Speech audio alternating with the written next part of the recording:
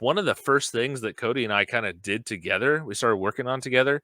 And UCMR, if anyone is not familiar with that, stands for Underground Christian Metal and Rock. Now it's exactly what it says. We're looking for Christian bands, and it has to be not necessarily just like hey, we're a rock band, but we're all Christians, but we don't really talk about it. Like, no, you need to be overtly Christian in your lyrics and your social media and how you're interacting with other bands and on the road and stuff like it has to be something you are living out in your everyday life. Yeah. And it started off, we really wanted to show that you can be a Christian and make good music that's not like stupid and corny and that people actually want to listen to. Hmm. Um, but I'll say as we got into it, I was surprised at the level of skill that we have had submitted, and some people that have sent in music, and I'm like, "Oh, this is awesome." And then I go to add it to the playlist, and they have like 3 monthly listeners. I'm like, "That is nuts." Like there's no way. Yeah. Especially knowing like how many monthly listeners some other really crappy artists have. Like it is just it floors me. Yeah. Um but like really what we want to do with this is we want to help promote Christian artists. Want to help them get more listens. We want to help them if it's on YouTube, like music videos and stuff, get more views.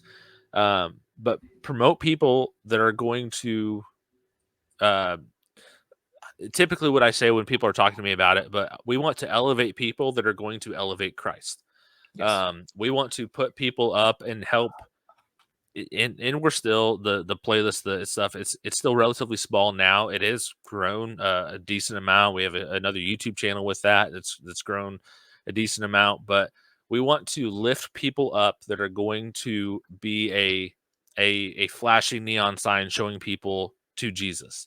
Hmm. Um, Not looking for their own honor, not looking for their own glory.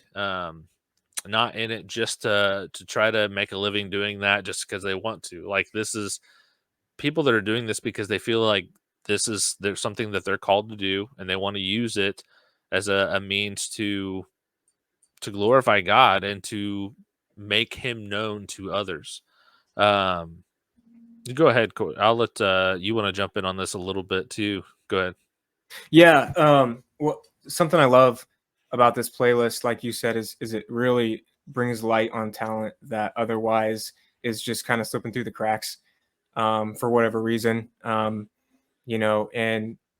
we try on our end as much as we can to promote it, to push it out, and to have people listen to it. And it's kind of fluctuated over time. Some months we may have quite a few people that either like it or follow the playlist to it, and then others, it's just kind of slow. But we're hoping to continue more, because there are really good bands that I think, not for the sake of being more popular, um, but also, to get their message out there, to get their music out there, so that more people can listen to it. Because you don't know what you don't know, Yep. and so we're giving people an opportunity to be known a little bit by a little bit more people, and it's so cool to see, um, and to even just build that community, because we've grown pretty close to some of the artists that we've promoted, and it's super cool. But yeah, I think that's it. Yeah. So with that, we've got Robbie is one. He was Mhm. actually the first winner that we had, and it was it was a little nerve wracking because it was the first time we had done this. We were rating his song. We had no interaction with him beforehand. He was actually listening live, and he said, "Hey," and we had I think the song right before that. It was not great, or there's songs a couple before that, and I mean we weren't like mean, but we were honest about the Mhm. song. Sure. And then, he said, "Hey, I'm getting ready to have to hop off. Can we go ahead and listen to mine?" And I'm like, "Sure." And then it clicks like, "Oh my gosh, what if this is terrible?" Sitting there listening live to us do this. and thank God he ended up actually being like it was really really good. It's still um, one of my favorite songs that's still on the playlist now. But it's this whole idea um, we want to push these artists because they're going to be able to get to places that we could never get to. Mhm. I use an analogy sometimes with, or not an analogy, a story. Um, People that I've talked to before. So I have read a lot of books that most pastors would probably cringe if I told them that I had read it. And the reason why is because I want to be able to address things that are brought up. So I've read the Book of Mormon. I've read a lot of other writings with like Joseph Smith and things like that. I have read the Little Black Book of the Satanic Cult. And so and really what got me started with this, there's a band some people may be familiar with called War of Ages. And before they were big, they actually played a show at the church that I was attending.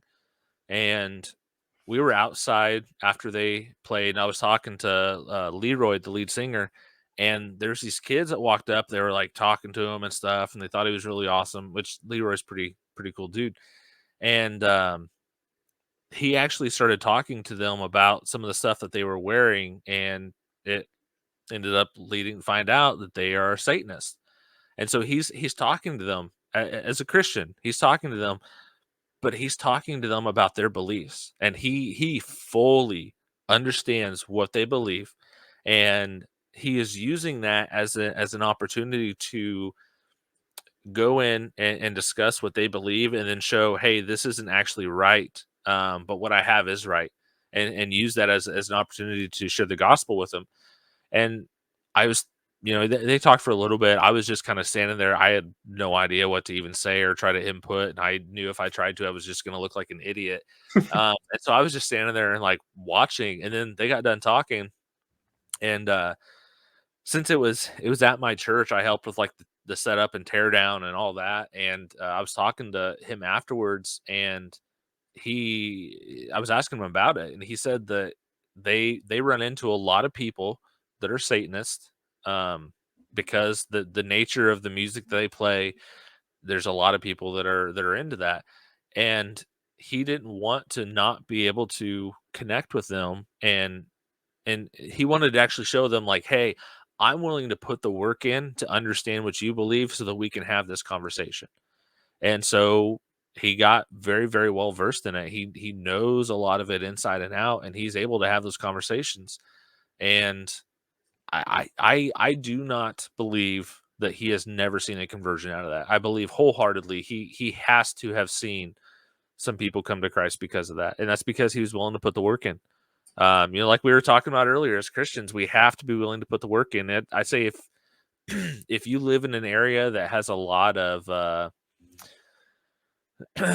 oh, a lot of Muslims or a lot of Mormons or Jehovah's Witness or things like that, learn how to address the their beliefs, not just in a way that's condescending or anything like that, but learn how to address the what they believe and show that Christianity is true. That's the whole thing, is we want to push Christianity as the truth because it is the truth. And Mhm. so, there's different beliefs that you're probably not going to be able to master how to talk to everyone of every different belief and all that, but you're going to know who you come in contact with frequently. And so you're going to know who you should study up on, who you should um, get more well versed in. I use an example a lot. Mike Winger, he's a guy I watch frequently. In my opinion, he is the best Bible teacher today doing it. Period. And he shares a story. He has a lot of resources on how to talk with Jehovah's Witness, and there's a lot of Jehovah's Witness in his area. Got to the point where he would go out of his way to talk to them, stop and actually have conversation. He walked out his front door one day and he saw some walking across the street, and he kind of waved, and they just kept walking. They wouldn't acknowledge him. And he's like, "Hey, I want to talk to you." And they're like, "No, we're good. We don't need to talk to you." Because they would come to his house and he would completely refute what they believed. And so these people would end up leaving and and be questioning their views when they went to witness to him. And he even, I think it was him that shared a story one time. They came back with an elder, and he was talking to the elder, and the elder finally said, like, "Okay, I'm gonna leave now because I don't know how to answer what you're bringing up." Like, just flat out told him, like, "I don't know how to refute what you're saying, and so it's making me question my beliefs, so I'm gonna leave now because I don't wanna question my beliefs." And so, That's like, awesome. he wouldn't be able to do that if he wasn't well versed in that. I think Mhm. that was him. I know I've heard that from somebody. I believe it was Mike Winger. But, just ties back into in the, um, I think it was Paul. I don't remember what book it was, and this is gonna be a paraphrase, but the whole idea of, "I've become all things to all men so that by all possible means some might be saved." Now, obviously, there's some limits on that. You don't wanna go into becoming things that are sinful in nature and things like that, but Mhm. if someone needs a friend, be a friend. If someone needs a father figure, be a father figure. Go to people where they're at and show them Jesus. And that's in essence, that's what this playlist is about doing, is us trying to connect with people like that, but also trying to promote other people that are going to be able to go places that we will never be able to go and impact people that we will never be able to impact. Um, you got anything else you want to throw on that?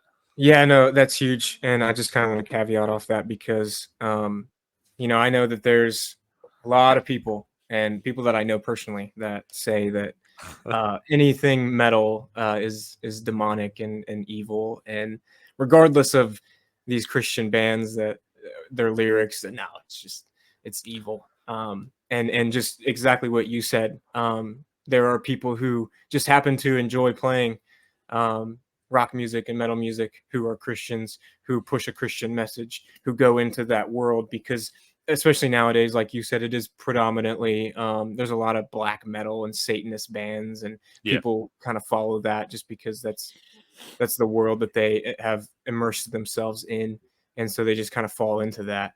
But when you have these people who are bold enough to go into that kind of world, because I'll see Christian bands on tour with bands who are not Christian, and that's a pretty bold move because probably majority of the people that go to that show are not Christian as well, and Yep. they probably know that that band is Christian, and so it's becoming versed. It's because if you don't know, and this is actually very convicting to me because I don't have a lot of knowledge on things like uh, things that aren't um, Christian, I guess I could say is the best way I could put it, but like Islam, Catholicism. No, I'm just kidding. um, but Oh, it's I'm not well versed in a lot of those things, and I should be to have those conversations with people because you meet them where they're at, and you can refute that, and then give them knowledge on the truth, and it's so important because um, if we can't refute we can't refute something we don't know. So if they tell us something that they believe, well, I don't know how to answer that. I don't know where in the Bible I yeah. can find that says that that's wrong or that that's whatever. Then we're ineffective as Christians. Yep. And so it's definitely important to learn your politics and other religions and what it is that they believe so that you can better prepare yourself to battle and to fight against darkness when it comes to going out into the world like we're supposed to do. So Yeah, no, I actually just I think it was last night I recorded a video, um, and maybe it's not before, but anyways, it's going over the video's titled "3 Questions That Christians Can't Answer," and it's I believe it's a Muslim, and he's putting up these questions that supposedly are going to be questions that Christians can't answer, and I was as I was listening to it, I'm like, these really aren't that difficult to answer. But I could see, and there's one of them that's very, very common. I see all the time. They'll go up and they will talk to Christians, and they'll ask them this question, and I'll get to what the question is and kind of how to answer it too.